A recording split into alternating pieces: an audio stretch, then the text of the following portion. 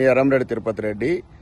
లక్షలాది మంది విద్యార్థులు వైద్య విద్య కోసం రాసేటువంటి నీట్ పరీక్ష పత్రాలు లీక్ కావడంతో కేంద్ర విద్యాశాఖ మంత్రి ధర్మేంద్ర ప్రసాద్ రాజీనామా కోరుతూ పిల్లలంతా రోడ్లెక్కారు. ఎందుకంటే చాలా మంది పిల్లలు పాపం వాళ్ళు కష్టపడి అహోరాత్రులు కష్టపడి చదివి ఆ పరీక్షలు రాసిన తర్వాత లీక్ అయినటువంటి ఒక బాధను తట్టుకోలేక చాలా మంది పిల్లలు సూసైడ్ చేసుకుని చనిపోయారు. ఎంతో మంది ఎంతో తీవ్ర మనోవేదనకు గురయ్యారు.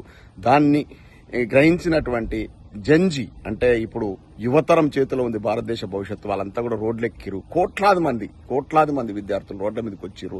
జంతర్ మంతర్ దగ్గర వేరు ధర్నాలు చేసిర్రు. దాని సంఘీభావంగా మన తెలంగాణలో ఉన్నటువంటి బీఆర్ఎస్ పార్టీతో పాటు చాలా ప్రతిపక్ష పార్టీలు మద్దతు ప్రకటించినాయి. ఏదైతే చీమలు పెట్టిన పుట్టలో పాము దొరబడ్డట్టుగా అప్పటిదాకా స్తబ్దుగా ఉన్నటువంటి, అంటే ఈ కార్యక్రమంలో కనుక మనం పార్టిసిపేట్ చేస్తే ఆ కాక్రోచ్ జనతా పార్టీకో లేకపోతే ఇంకేదో పార్టీకో బెనిఫిట్ అవుతుందో, ఆమ్ ఆద్మీ పార్టీకో బెనిఫిట్ అవుతుందన్న ఉద్దేశంతో కుంచిత స్వభావం, ఎప్పుడు కూడా పర్సనల్ ఇంట్రెస్ట్ తప్ప దేశ ఇంట్రెస్ట్ లేనటువంటి కాంగ్రెస్ వాళ్ళు వచ్చేసి అదే చీములు పెట్టిన పుట్టలు పాము దొరికినట్టుగా వీళ్ళు కూడా వచ్చి జ్వరబడ్డారు.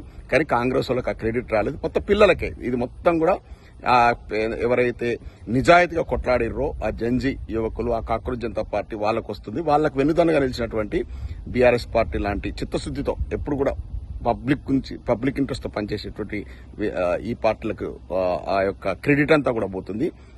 ఇంకా ఇవాళ దీని మీద స్పందిస్తూ కేంద్ర హోంశాఖ సహాయ మంత్రి, మహా గొప్ప మేధావి, మన తెలంగాణలో చెప్పుకోదగ్గ మన మేధావి బండి సంజయ్ గారు ప్రెస్ మీట్ పెట్టి ఆ యొక్క కోట్లాది మంది పిల్లల్ని ఎవరైతే కొట్లాడిర్రో, అందులో పాపం ఒక అమ్మాయి అయితే అసూలు బాసింది, చనిపోయింది ఆ కొట్లాటలో జరిగినటువంటి ఆ పోలీసులు యుద్ధ వాతావరణం లోపల.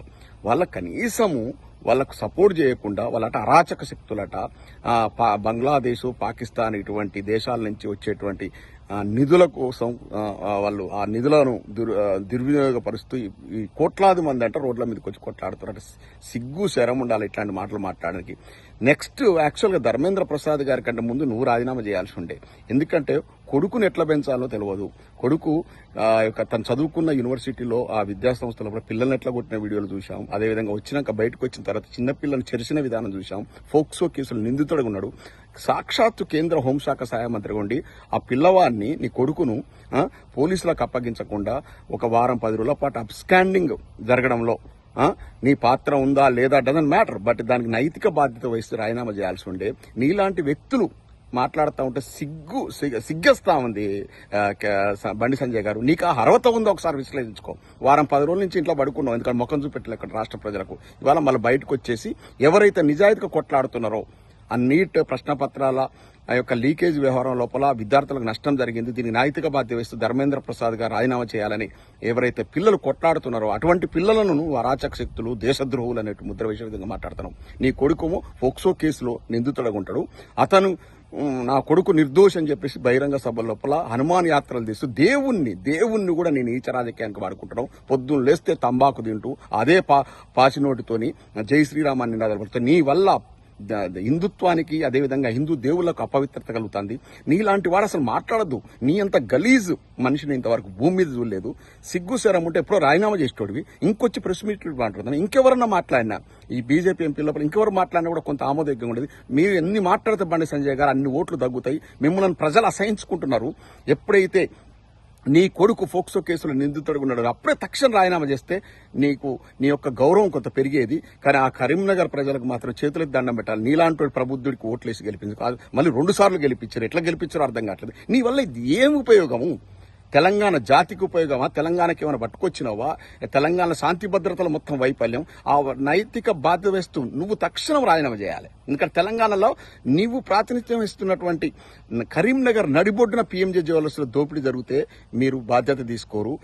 ఒకడు మొన్న ఫోక్సో చట్టం పరిధిలో అరెస్ట్ అయ్యి బెయిల్ మీద రిలీజ్ అయ్యి చిన్న పాపతో సహా 6 మందిని చంపితే నైతిక బాధ్యత మీకు లేదు. ముఖ్యమంత్రి గారు కూడా సాక్షాత్ రాష్ట్ర హోంశాఖ మంత్రి తనకు లేదు. మీరిద్దరు కూడా బీజేపీ, కాంగ్రెస్ తెలంగాణలో దొంగ నాటకాలు ఆడుతున్నారు. నువ్వు ముఖ్యంగా బండి సంజయ్, రేవంత్ రెడ్డి గారు ఇద్దరు కలిసిమెలిసి పనిచేస్తున్నారు. అందుకే సాక్షాత్ ఈయన కొడుకు ఫోక్సో కేసు నమోదైన కూడా వారం రోజులు ఎట్లా అబ్స్కాండ్ అవుతాడండి? అబ్స్కాండ్ అయినప్పుడు ఇద్దరు రాజీనామా చేయాలి. రేవంత్ రెడ్డి గారు రాజీనామా చేయాలి, హోంశాఖ మంత్రి. ఈయన ముఖ్యమంత్రిగా ఉంటూ హోంశాఖ మంత్రిగా ఉంటూ రేవంత్ రెడ్డి గారు రాజీనామా చేయాలి. ఈయన కేంద్ర హోంశాఖ శాఖ మంత్రి ఈయన రాజీనామా చేయాలి.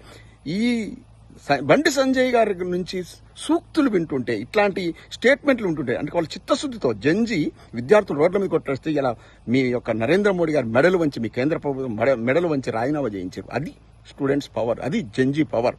ప్రపంచమంతా గుర్తించిన జంజీ పవర్. మీకు ఇంకా చదువు సంజయ్ లేవు కదా బండి సంజయ్ గారు, మీకు ఇంకా అర్థం కావట్లే.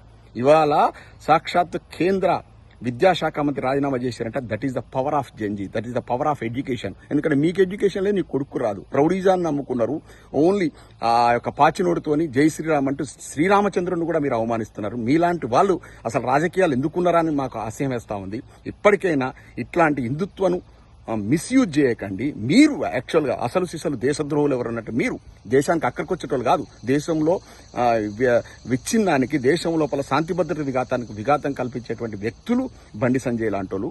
మీకు ఇప్పటికైనా సిగ్గు శరం ఉంటే రాజీనామా చేయాలి. మీ కొడుకు విషయం లోపల మీరు అవలంబించిన తప్పు. నెక్స్ట్ పైపెచ్చు ఆ ఫోక్సో కేసులో బాధితులైన చిన్న అమ్మాయిని, వారి తల్లిదండ్రులను కూడా మీరు బెదిరించినట్టుగా మీ మీద ఆరోపణలు, మీ మీద అవి నెగ్గు తెలవాలంటే నైతిక బాధ్యత వహించి మీరు కేంద్ర హోంశాఖ సహాయ మంత్రికి రాజీనామా చేయాలి.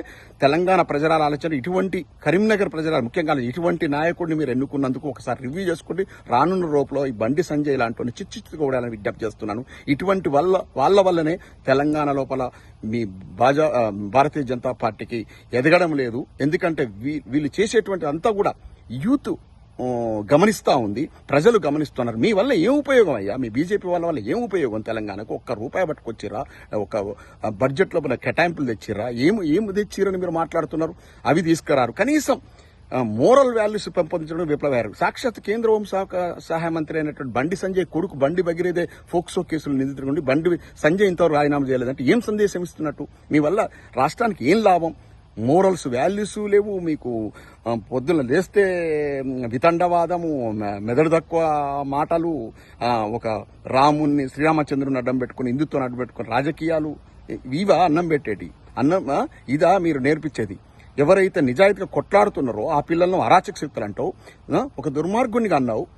అతను ఫోక్సో కేసులు నిందితుడు. అతను అబ్స్కాండింగ్ చేయడంలో కీలక పాత్ర పోషిస్తావు, బ్యాక్ ఎండ్ లో సపోర్ట్ చేస్తావు. నువ్వు దలుచుకుంటే 10 నిమిషాల్లో అరెస్ట్ చేయించలేవు.